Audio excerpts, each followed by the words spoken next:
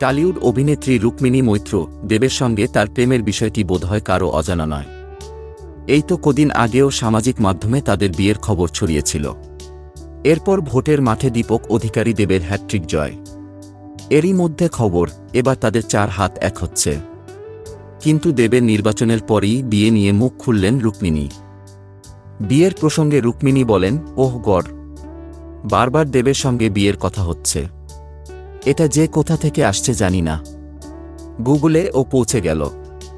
শুধু তাই নয়, একটা বাচ্চার কথাও আছে, সে আমার ভাগ্নি।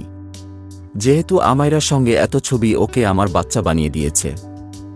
নিজের বিয়ে নিয়ে তিনি বলেন, যে বছর মিডিয়া স্পেকুলেট করবে না, বোধহয় সেই বছর বিয়েটা করে নেব।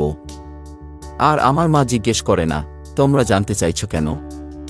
দেখো, যেদিন মনে হবে I am ready to get married, করে নেব। আমি কিন্তু বিয়েতে বিশ্বাসী, এবং বিয়ে লুকিয়ে রাখতে একদমই বিশ্বাসী নই। আমি জীবনে যে পদক্ষেপে নিয়েছি, সামনাসামনি নিয়েছি।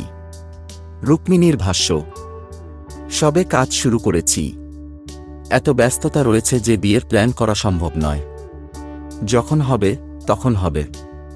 আর আমার মনে হয় কমিটমেন্ট বেশি জরুরি। আজকাল অনেক বিয়েতেই দেখি বিয়ে টিকে আছে, কিন্তু কমিটমেন্ট নেই। তাই আমাদের কমিটমেন্ট থাকুক, বাকিটা ক্রমশ প্রকাশ্য।